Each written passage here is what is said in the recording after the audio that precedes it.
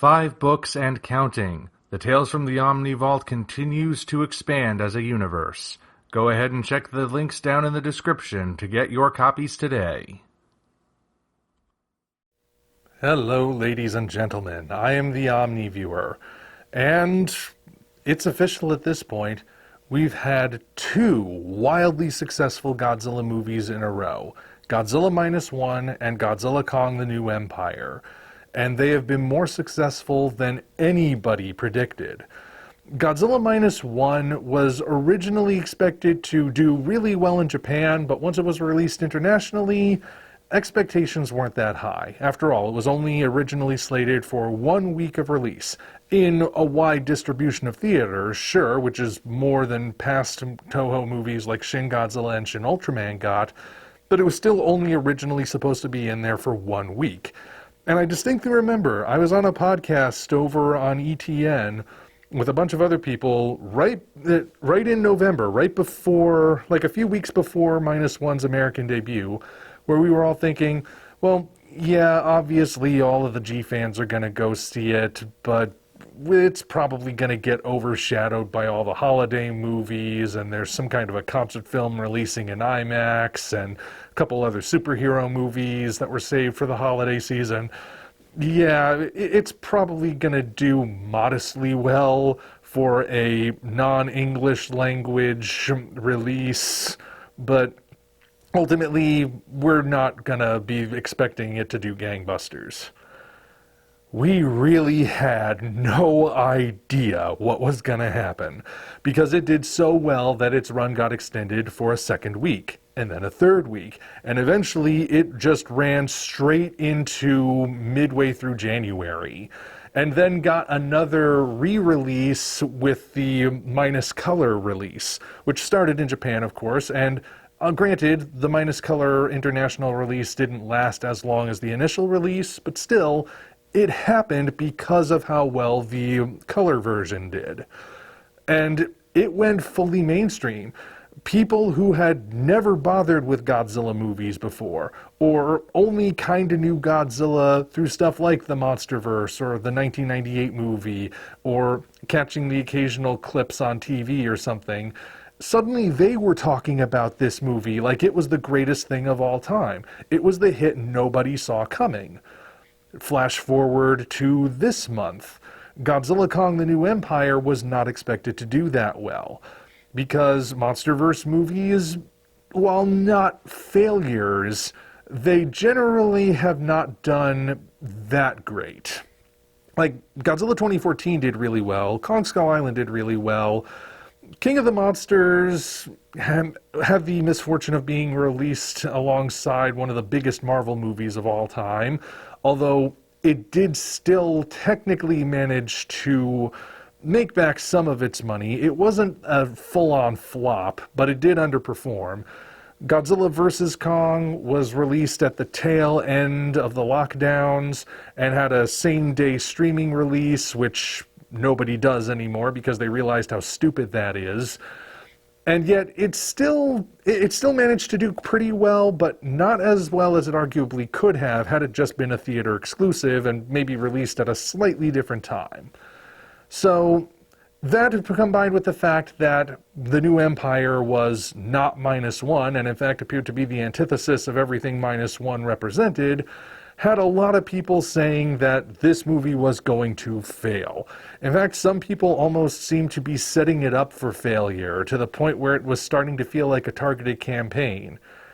And yet, first weekend made back its entire budget globally, and did far better domestically than anybody predicted. Second weekend saw a little bit of a drop-off, but not as much as people were predicting, and it's still remaining #1 at the box office, even beating out Dune, which most people will tell you they think is a better movie. I've actually seen Dune Part 2. I do like it. I want to be clear, I'm not dissing that movie in any way, but it still is not doing as well as Godzilla Kong: The New Empire. So once again, we have a Godzilla movie, well, a Godzilla King Kong movie technically, but still a Godzilla movie that has done much better than anybody predicted. This is twice that it's happened, and in rapid succession, too. And I'm seeing a lot of people starting to talk about why the new Empire specifically is doing so well. But here's what I want to do. I want to look at why both of these movies are doing well. Because like I said, there was sort of a rivalry being set up, completely artificially, mind you, but it was still being set up that one movie was good, the other movie was bad, so there's no possible way that the bad movie will succeed over the good movie, and yet both of these movies have succeeded. How? What exactly happened?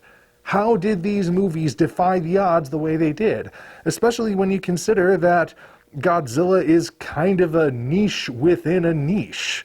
I mean, he's popular, sure, arguably more popular in America than he is in Japan, depending on who you ask. But at the same time, you would think his popularity wouldn't measure up to the same level as, say, our homebred superheroes from DC and Marvel, or James Bond, or Indiana Jones, or any of those other characters that are so near and dear to the hearts of the majority of movie-going audiences. How did Godzilla succeed twice? That is what we are here to discuss today. And I think it's only appropriate to start with -1. If you think about it, the success of -1 is an even bigger surprise than the New Empires, because like I said, it was initially a limited release, and it was a foreign language film. It was in Japanese with English subtitles, no English dub. As far as we know, there's still no English dub, although that might change when the physical release gets announced, but who knows, really. And if you ask most people on the street here in America if they want to watch a movie where they also have to read subtitles, they're generally gonna say no. Yet -1 became the movie to watch in December 2023. It overcame all those obstacles that would usually keep a movie like it obscure, and it found greater success. How was it able to do that? Well, in a big picture sense, it's because -1 was the kind of movie that people weren't used to seeing anymore. If you really think about it, it's a movie that you might be used to seeing if you like classic films. But in the modern day, this is a rare sight. We're talking about a movie that's part of a science fiction franchise that didn't go for wild, over-the-top action, didn't go for subversive comedy. Instead, it told a very grounded and dramatic and emotional story. One that did not undercut the drama, one that held fast to certain values and portrayed them very clearly, and one that somehow still managed to incorporate those fantastical elements without having those fantastical elements feel out of place. Again, that's not common. We see plenty of serious dramas still around. I mean, famously, Oppenheimer was released the same year as Godzilla -1. But then again, Oppenheimer is not sci-fi, or fantasy, or horror, or any of the other quote-unquote genres. It's a historical drama. Godzilla -1 is a historical drama with a kaiju in it. So it's automatically on a different level. And yet, it still managed to deliver all of that stuff. And it spoke to people. People left that theater in tears when they saw -1, because the emotions are what got to them. It also conveyed a message that made sense. Is it an overtly political film? Not really. It's definitely more about the human experience than it is about politics, though it does have a political message. However, the political message and the human message, the explorations of the political side and the human side, they felt real. A deeper analysis is absolutely going to happen once I've got a copy in my hands that I can watch over and over again and dive into the details. But suffice it to say for now, they felt like they were authentic and they were presented authentically. It wasn't like what other, let's say, superhero movies have been doing recently by inserting political agendas at awkward angles, and they oftentimes feel incredibly out of touch with what the average person actually believes. Godzilla Minus One felt like it was actually coming from a place where most people would come from. Like, yeah, who does trust the government? Yeah, feeling guilt over letting people down, that really does weigh heavy on you, especially if it keeps coming back to remind you. Things like that, you know? It landed in that very particular way. And of course, when it came to the more fantastical side of it, Godzilla himself, that was presented in a way that no one was expecting. For better or worse, we have to acknowledge that the kaiju genre is generally associated by the general public with bad special effects. That doesn't mean that I believe so.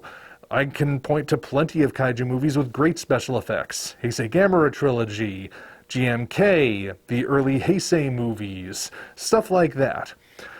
But for the most part, when people think of kaiju movies, they think of the bad examples. They think of the Showa Gamera movies. They think of Godzilla vs. Megalon, perhaps. Or they think of really bad Ultraman episodes from before the Ultra series had the really big budgets. Well, big for TV. They think of those things. So I don't think anyone was actually expecting a Godzilla movie to look good, unless of course you were already part of the kaiju fandom.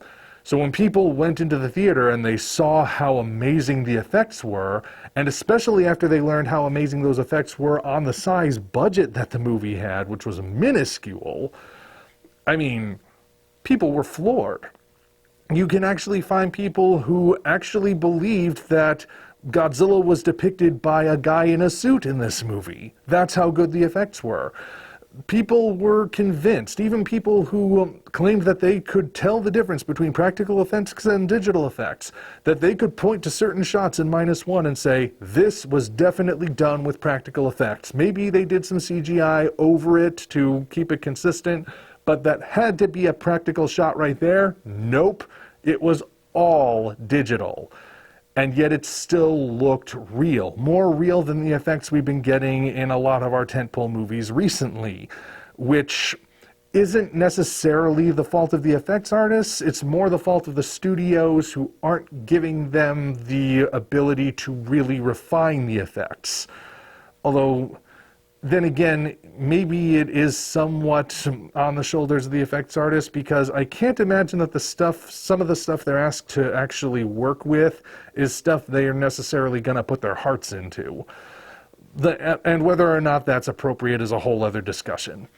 Point is, on just about every level, Godzilla Minus One was not what the mainstream expected. Maybe some of us kaiju fans expected it to be of high quality, but the mainstream, they did not know what to expect. And when they saw the result, they decided that it was worth supporting as much as possible. And thus, Minus One succeeded. Now, how about Godzilla Kong the New Empire? Like I said, that movie is the antithesis of Godzilla Minus One, and a lot of people were using that as the basis for the theory that this movie was going to be absolutely terrible and a failure and should not be supported. There is no possible way that you could like Minus One and then go to see The New Empire and also like that, right? Well, as it turns out, people are capable of liking more than one type of movie. Yes, The New Empire is the antithesis of Godzilla Minus One. But is that objectively a bad thing? Certainly not. The thing about The New Empire is that it is the epitome of an escapist film. In every conceivable way you can think of, it is escapist. In fact, it puts that forward right at the very beginning.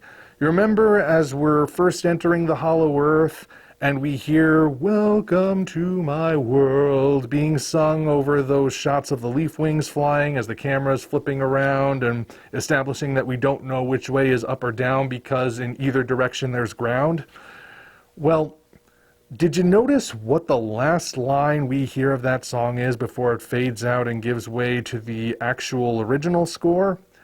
The very last line is, "Leave your cares behind." And I have to believe that was very deliberate. They had to have ended on that line on purpose, because that is saying to the audience, just leave whatever baggage was weighing you down at the door, sit back, let us transport you to a completely different place where none of your worries matter and you can just enjoy the show. And that's what people have been doing. Like I said, escapism. There's nothing about this movie that, well, okay, before I get too far into that, I don't want to say that the movie has nothing to say at all. There are still some themes to be found in there, largely themes about family, both from the perspective of motherhood and fatherhood, and also the treatment of your fellow man/Kong, things like that. But they're not necessarily hitting you over the head. And in terms of political messaging, there's nothing to be found here at all, despite what people were claiming in the days leading up to the movie's release. People were saying, or at least trying to say, that there were going to be some kind of political aspects to it, but if you actually watch the movie, you know that's not the case. People on the right were saying that Godzilla being pink means he's being feminized and therefore he's been ruined.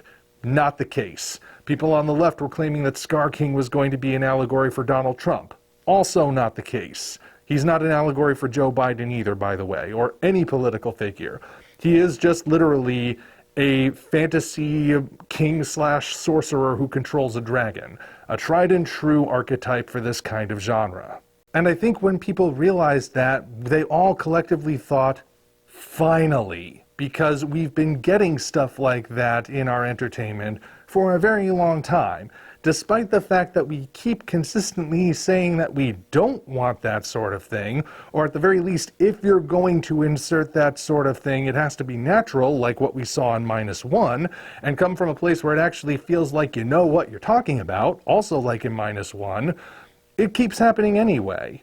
And the result, of course, is one of the most recent actual box office flops, the Society of Magical Negroes. Yeah.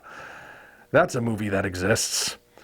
But it's also failed, while Godzilla Kong has succeeded. And again, it's because Godzilla Kong is just trying to entertain you. It is entertainment for its own sake.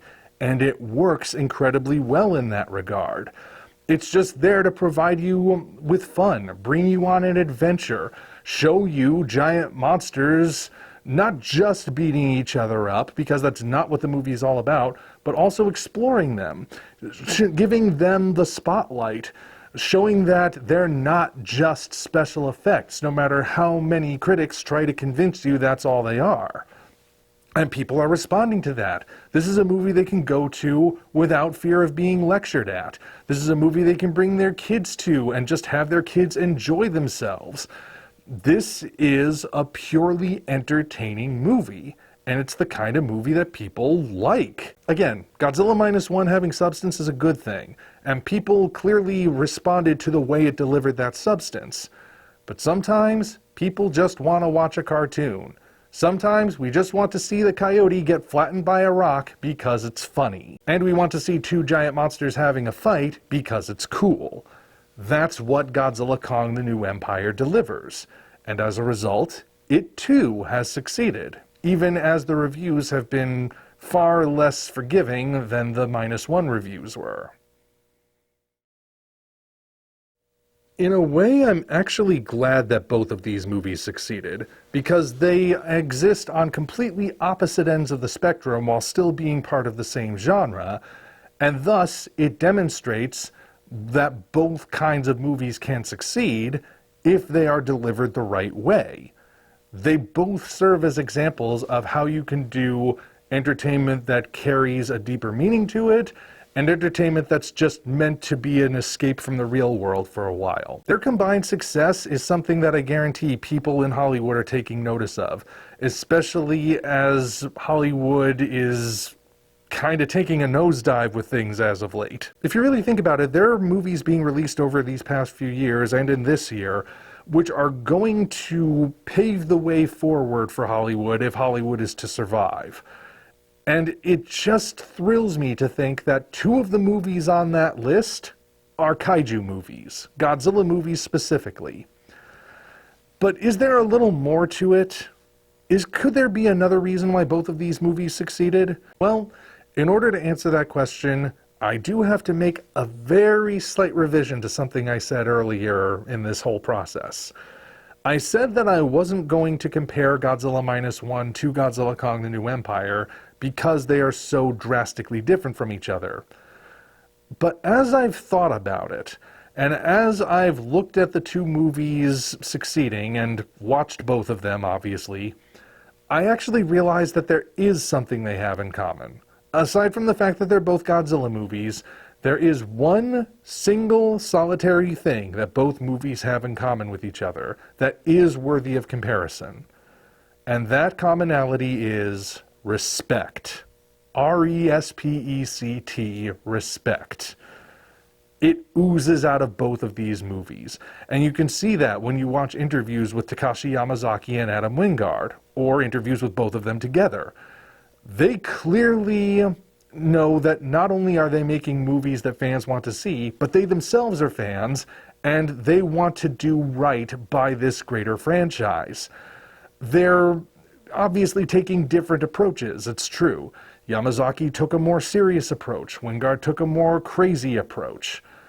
But they're not being disrespectful in the process. And again, that's something that's been missing from popular entertainment as of late. Recent superhero movies in particular have just been, well, let me put it this way. Aquaman and the Lost Kingdom, the last of the DCEU movies before James Gunn reboots everything, released in December, a little while after Minus One. It's okay if you didn't realize it because nobody cared anyway. But apparently there is a running joke in that movie where Aquaman gets urinated on by his infant son and later an octopus. All the lengths that first Aquaman solo movie went to establishing this often disrespected character as actually pretty cool, and it's all undone by a spastic bladder. And that's to say nothing of what Marvel has been doing with characters like Thor. It's all just been a constant progression of disrespecting the characters, and these are characters that people actually want to see. They want to have them done right in these adaptations. And it's not being delivered. Marvel's not even hiring people who are familiar with the comics anymore, which clearly isn't working out for them. But when you look at these movies, when you look at Godzilla Minus One and Godzilla Kong: The New Empire, the respect is obvious. Nobody's urinating on Godzilla. Kong isn't getting shown up by a new, modern replacement that nobody asked for. These are their movies. They are treated with all the reverence and respect and dignity that they deserve and that fans want to see them treated with. And that's reading through in every frame of each movie. And it registers with the audience. The audience sees that these characters are being respected, and so they respect them as well, even if they never did before. This, again, is something modern audiences have been starved for, and they're responding to it by supporting these two different works. And I think that is a good thing. Again, this is something that if Hollywood wants to survive, they have to pay attention to. And again, I'm not going to say that they're the only examples that do this. Dune Parts 1 and 2, I have seen them both. I know I haven't spoken about them yet, but I have seen them. They're also very respectful of the source material. That's also going to be something that makes a difference going forward, I'm sure. Although, apparently Part 2 only just managed to break even and is lagging behind The New Empire. But all the same, it's probably going to get awards for something. In that regard, I do think these two movies can be compared, but only in that regard. but perhaps it's the regard that matters the most. I mean, if you're not respecting the material, and you're not respecting the fans who want to see that material done well, then what are you even doing? That's what these directors are doing. Yamazaki respected the serious side of Godzilla, Wingard respected the fun side of Godzilla, and the result is that both of these different interpretations are going mainstream. They are speaking to a public that is starved to have heroes that are treated like heroes, villains who are treated like villains, legacies that are treated like legacies. And there you have it. That is why both Godzilla Minus One and Godzilla Kong the New Empire are doing gangbusters and are getting a much better reception than any recent superhero movies or Johnny-come-lately sequels to long-standing 80s franchises or what have you. At least, that's how I see it. Until such time as we meet again, this is the Omni Viewer signing off. Thank you all for watching. Now be sure to head down to the description to check us out on other platforms, as well as find links to the 5 current books in the Tales from the Omni Vault universe. Again, thank you all, and we'll see you next time.